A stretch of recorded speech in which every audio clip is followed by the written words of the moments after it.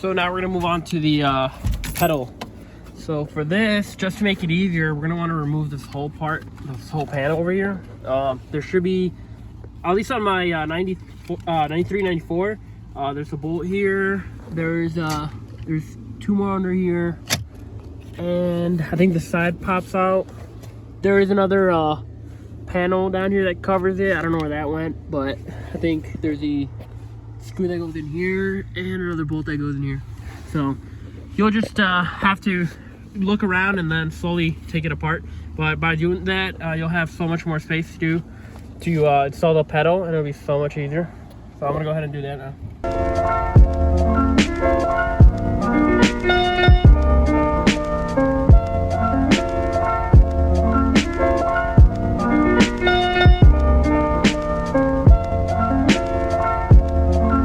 So I'm gonna go ahead and drop down this fuse box right here so we can have more space. You gotta remove it on the 20s as well. That way we'll be able to get the parking brake pedal out. There's a couple of 10 mil bolts on the top. So we're going to take those out.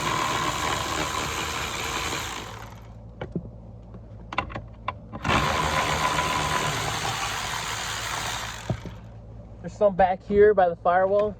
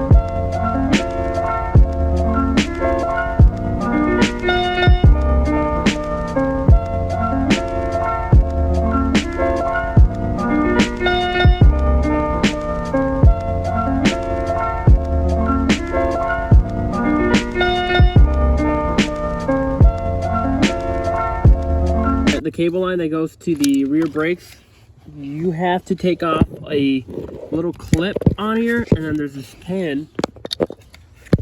There's a little clip, you remove it, then you pop the pin out, and then this shit comes out. You'll have to pull this other retaining clip. Then pull it. I gotta pull it out, and then you'll be able to slide the whole assembly out. Kind of got most of the things out the way. There's this plastic cover that goes on the harness. I'm gonna get rid of that because it's kind of in the way, and that way I'll be able to bend the harness around. You guys can see right there, there's a little stud poking out. That's where I'm gonna end up cutting that off right now, and that's where we're gonna start the drilling so we can get the slave poking out. You can just hammer the stud out because it's a press fit against the firewall. And then you'll just come over here and pull it out. So at least we got the hole to mark it where we're gonna start. I'm gonna go get the hole saw and mark the other holes for the pedal assembly. This is the pedal assembly. Get these on. This part's gonna be in the engine bay. Oh shit, it's connected. Pin out, drop the other pin, and that's out. So get this out here. It's gonna end up going right in there. I'm putting that right there. And then for this, we're gonna have to drill out the hole on the firewall and mark these. These are 2.5 from the center to center, and this is about I think it's like 32 mil. I gotta check which hole saw I'm gonna use. Let's go double check real quick.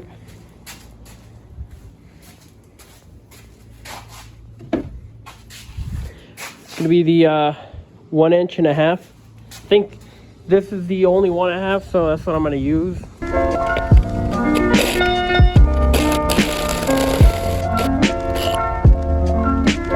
right, so I got the other 2 points where the bolts are gonna come out through, marked right here and right here. They're supposed to be 2.5 apart from center to center. So I just try to center it as much as possible. And I'm gonna use the small drill bit to just puncture through, make it easier to drill out the rest of it from the inside. Brackets in. Now I'm gonna put the slave in there. I'm gonna have to move those cables or shove them underneath. That's in there. Put the little nuts on there.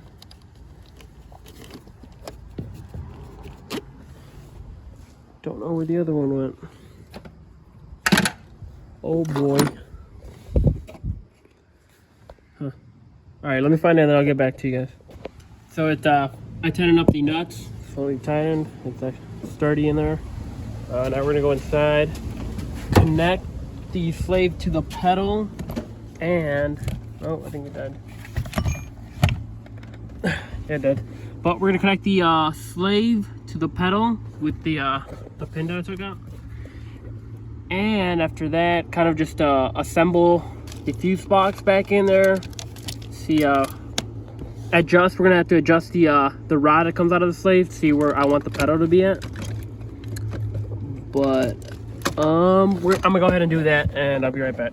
So it is done. Pedal is in. See brackets back there. I ended up putting the bracket in, and then I connected the fuse box back in its original position. There's a theft, at least on the 93, 94, I believe. There's a theft box that was back here, like up here. I moved that to the side, and it's tucked in here along with some other wires. But I think that's about it. I'm gonna just go ahead and actually I'm not gonna put the cover in yet because I'm gonna try to bleed the clutch. I might have to adjust the rod in the back, so I'll want some space.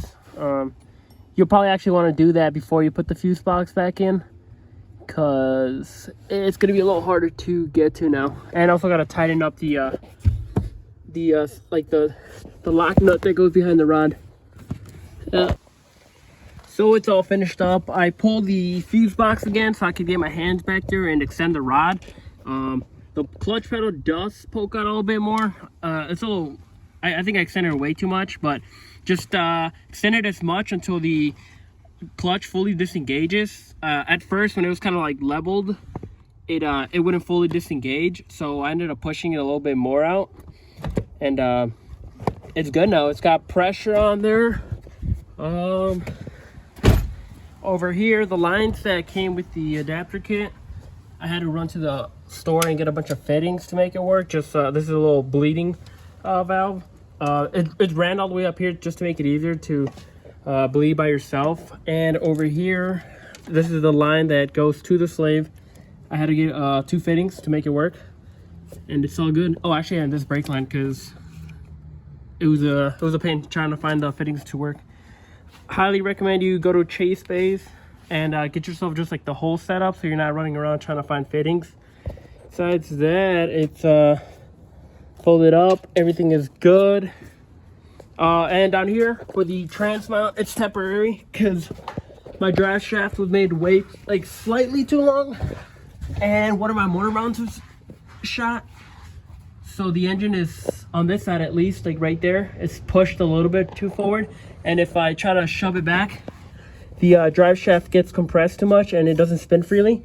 So that's why it's kind of like at a slight angle. But once I get a new drive shaft, I'm actually gonna make a better cross member. For now, like I showed you guys earlier, I cut the cross member, then drilled out 2 holes to connect to the cross member, and then just a single one for the trans mount. I think if you use the OEM trans mount, there's 2 more bolts, so you could do 4 bolts and 4 nuts. Besides that, I think we're good. I just zip tied the connectors up here so they're not in the way. And now we're gonna drop it and test drive it. We're gonna go ahead and make sure it's in neutral. There's no sensor on the clutch pedal, so as soon as you turn the key, it'll start right up. Cluster's on. Started right up. It's gonna be loud because I'm open downpipe, so there's all that noise coming in through there. But there you go. I'm gonna press the clutch in, put it in reverse, and we're going. We're moving. Let's go drive it around.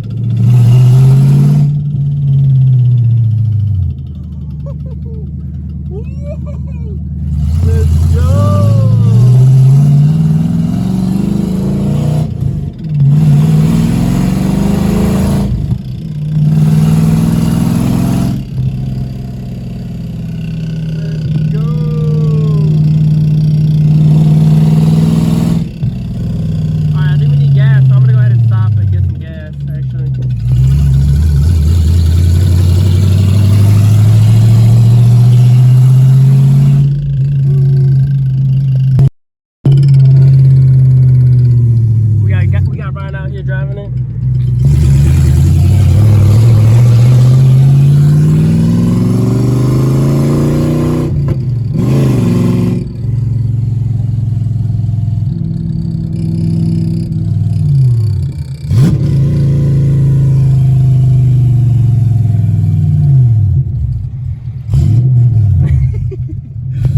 What the fuck?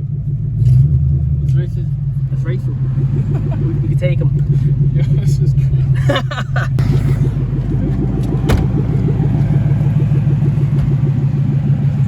Sedan light.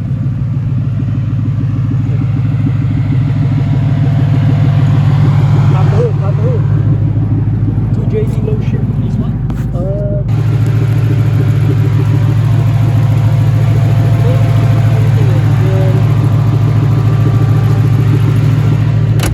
How's that, Brian? That was fucking sick. Dope. Alright, so I got to drive it around like an hour or two. I didn't have any issues besides wheel hop, and that's because my bushings are blown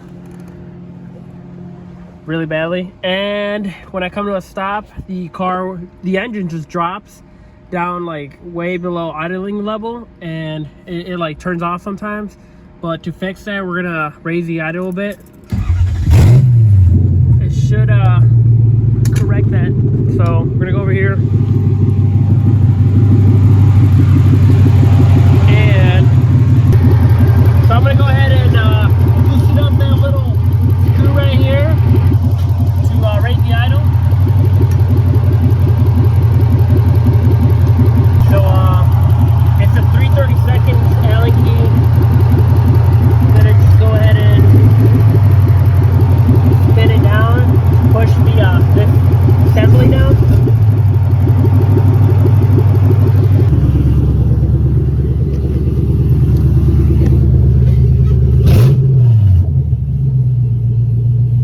RPMs are bad, so I'm just kind of going off what I can hear. That sounds alright. Yeah, I'm gonna go with that and see how that works out.